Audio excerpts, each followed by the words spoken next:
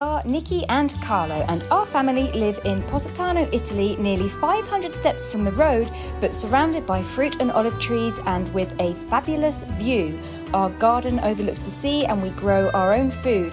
We show you what life is really like on the Amalfi Coast. So please subscribe and welcome to the Positano Diaries.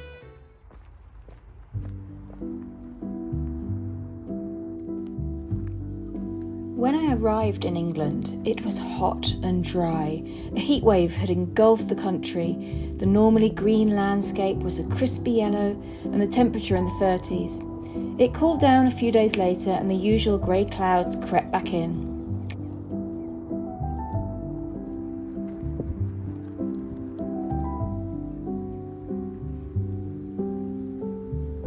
I spent my days walking with Dad and Indy. He loves her, by the way, and every morning she runs to his bedroom to lick him awake. We walked every day, across the parched fields, picking juicy blackberries along the way. We visited Newlands Corner, where Agatha Christie famously vanished. We sat by the mysterious silent pool and strolled around the pretty village of Shere.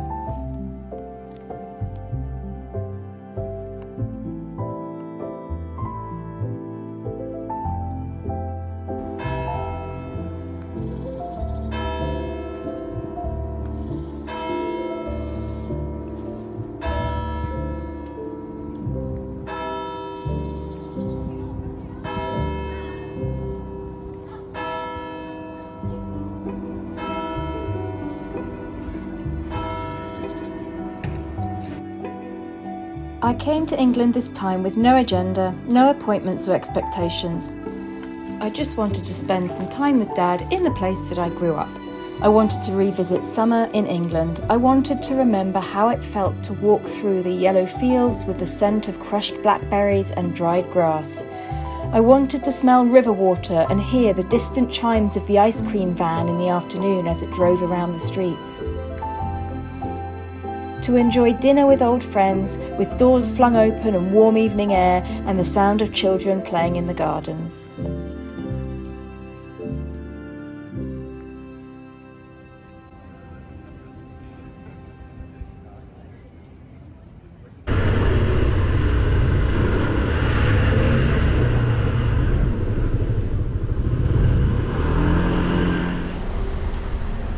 It's 8 in the morning and I go kayaking. If you wanna find empty street, you have a need to exit very first in the morning.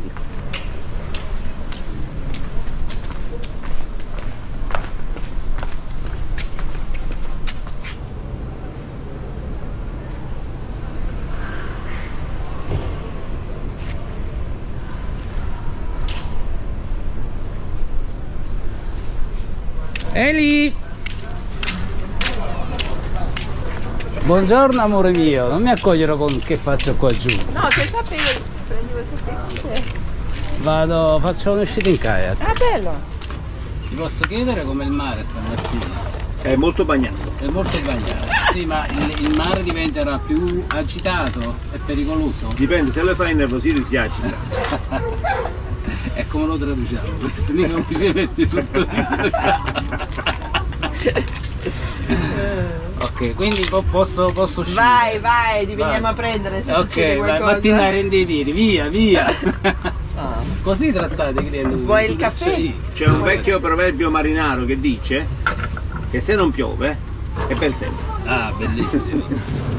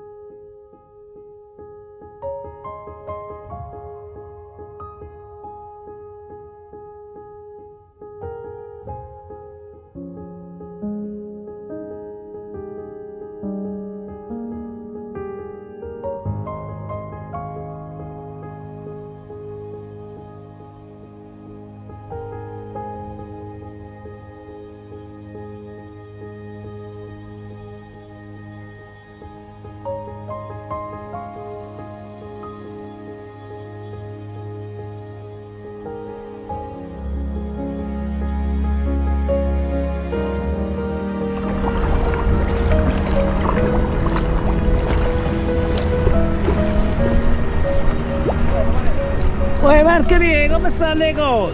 Tutto bene, buongiorno Carlo. Bravo, bravo, mi fa piacere. If you wanna say where is Holly, is on back me. Hello Holly. He's a very clever dog. Come on, go to explore.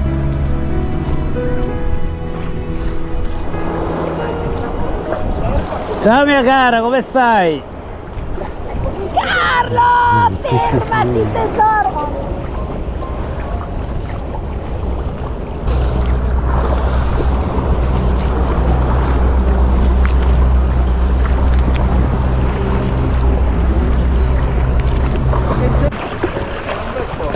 Da quanto tempo che non ci vediamo? Manca da te. Ma certo che manca da me. La colpa è sempre la mia, è chiaro. Le case a livello stradale sono tutte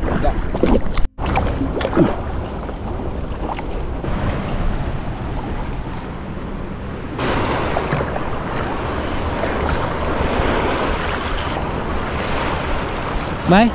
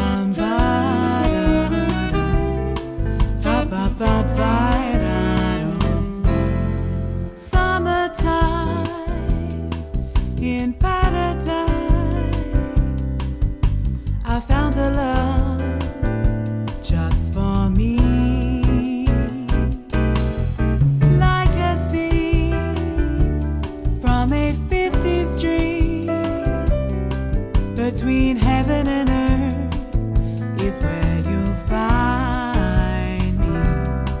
That's where you'll find me. E adesso è il momento di fare un bagno. Holly, vieni con me? Do you wanna come? Come with me.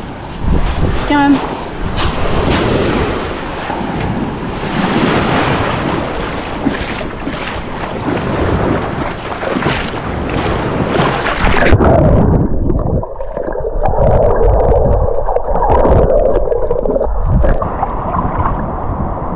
Che bellissima! Tu sei il mio amore!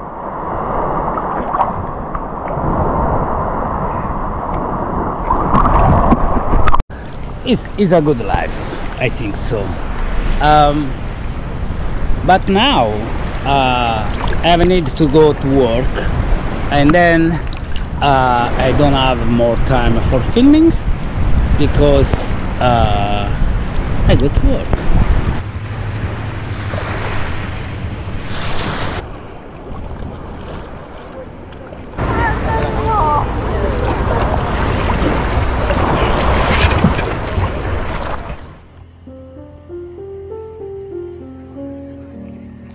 It was another hot day, a scorcher as they say here.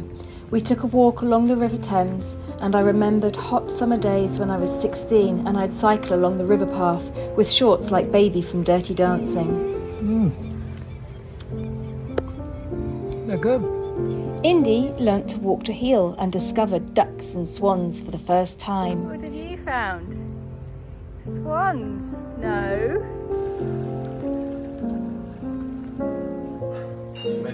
And I enjoyed meeting with friends that I don't see often enough.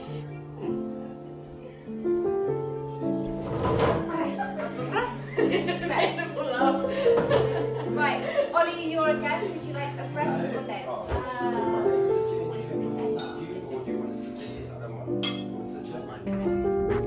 I took Indy to the Royal Parks, where she encountered deer up close and amazed me by placidly watching them rather than trying to chase them.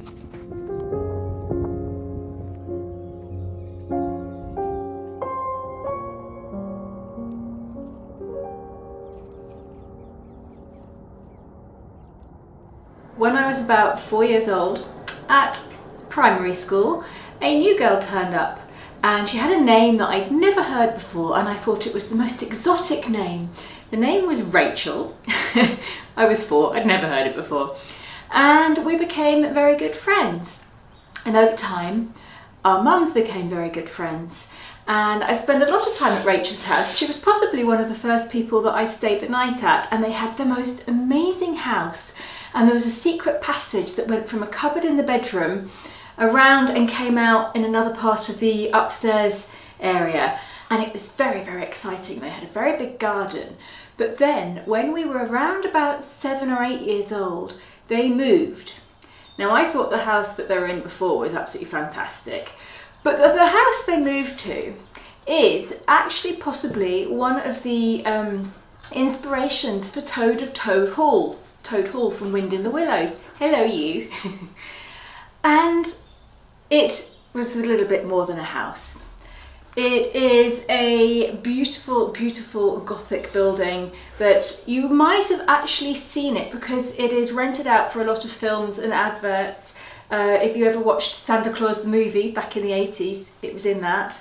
And it was in the UK, it was in a Fanta advert. It's been in an Agatha Christie film and all sorts of things. Anyhow, our parents stayed very, very good friends with Rachel's parents. Me and Rachel sort of lost contact over the years. We do occasionally see each other every now and again and swear that we're going to meet up, but she's got little kids and we've both got completely separate lives, so it's a little bit difficult.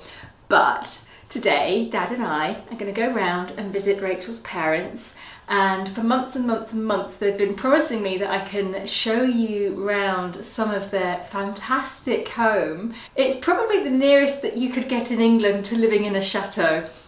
So we're going to go there at lunchtime and I'm going to show you around a little bit. What do you want? You just want fuss and attention, don't you? You're my beautiful little puppy. This Victorian Gothic country estate was designed in 1860 by a railway architect called Frederick Barnes. As you drive along the driveway, there's a pile of stone, some of the remains of the old Adelphi Theatre from London. Never made into a planned rockery, perhaps. When I was far too young, I read the book Flowers in the Attic, and in my mind, this was the house that it was set in. I also did actually sleep in the attic with my friend Rachel one night, and it was pretty terrifying, I have to say. The main hallway featured in the film Santa Claus the movie, and I've been here quite a few times at Christmas, and I'm always disappointed that Santa Claus is not actually waiting for me in the hallway. Rachel always had the most amazing birthday parties. They were always themed, whether it was a colour, or you had to wear a funny hat, or you had to wear certain colour underwear. There was always something fun about them. But alas, they were never in the house because this house also has a very, very large barn, and the parties were always held in the barn.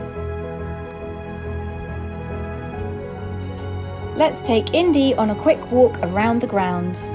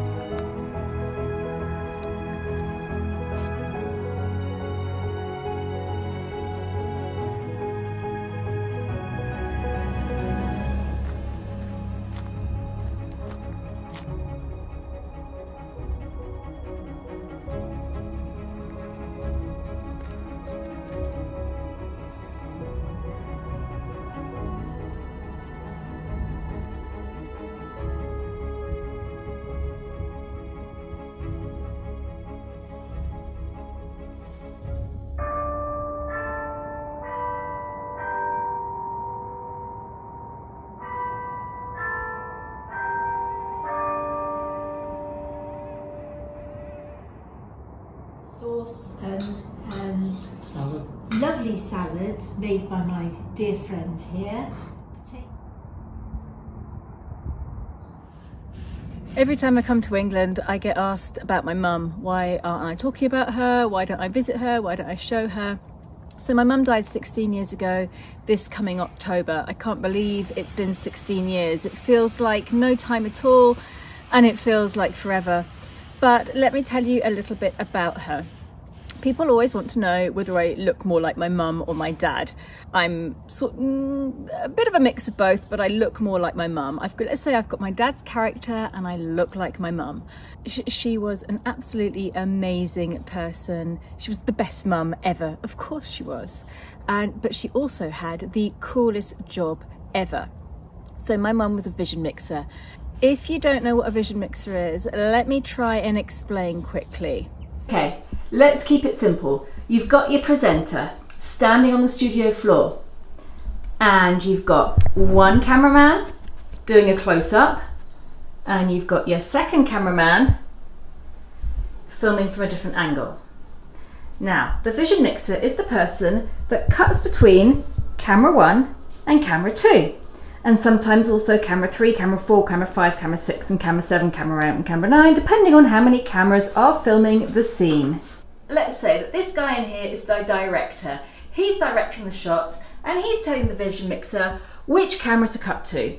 And the vision mixer will cut between the shots. So Mum was a freelance vision mixer, and she specialised in music. It wasn't the only thing she did, but music was her thing. And at the time, she was the best of the bunch. She was one of the greatest, and she got to travel the world with some of the most famous singers and groups and bands that you know even today. Michael Jackson, Madonna, U2. She was nominated for Emmys twice. Once was for a Shere concert, and once was for a Whitney Houston welcoming home the troops after the Gulf War concert. For me, it was great fun because often she would be sent the music for the tours or for the shows that she was doing beforehand so that she could learn the music. And a lot of this was pre-release date, so we would get a lot of very well-known albums before they were released, which was very cool at school.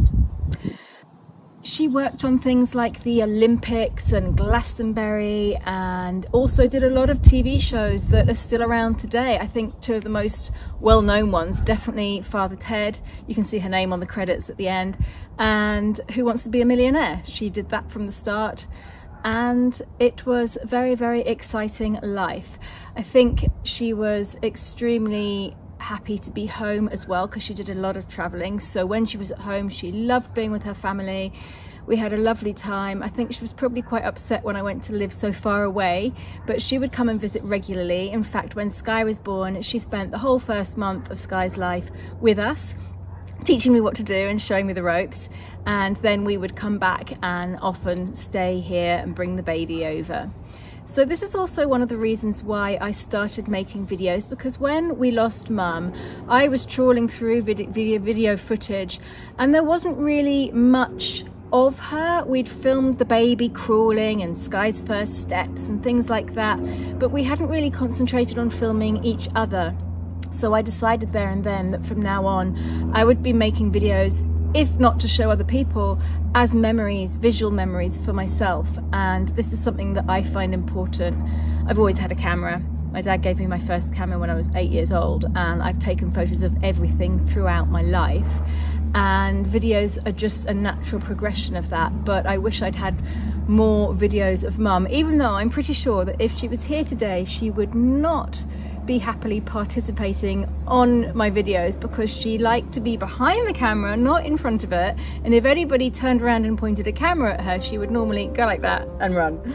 Needless to say, we all miss Mum loads and wish she'd been here to see Sky grow up, to see us move into our new home, which she would have loved. We can all imagine seeing her sitting in a chair, a little bit like this one, reading a book, glass of wine by her side, by the pool. She would have loved it. She would have hated the steps. She would have complained the whole time, but she would have loved the house. And I do miss my Sunday afternoon calls with her. Anyhow, we all learn to live with our grief and our loss, and I'm at peace with it now. and hopefully one day I will see her again. And for now we have her backstage passes and lots of photos to remind us of what an amazing woman she was. Anyhow, this is the end of today's video. I hope you've enjoyed it. It's a little bit different from normal, obviously because I'm in England. Next week I will be heading back to Italy. I'm actually really looking forward to the drive back now, so I will take you along with me, and I will see you back in Italy next week. Thank you for watching. Bye.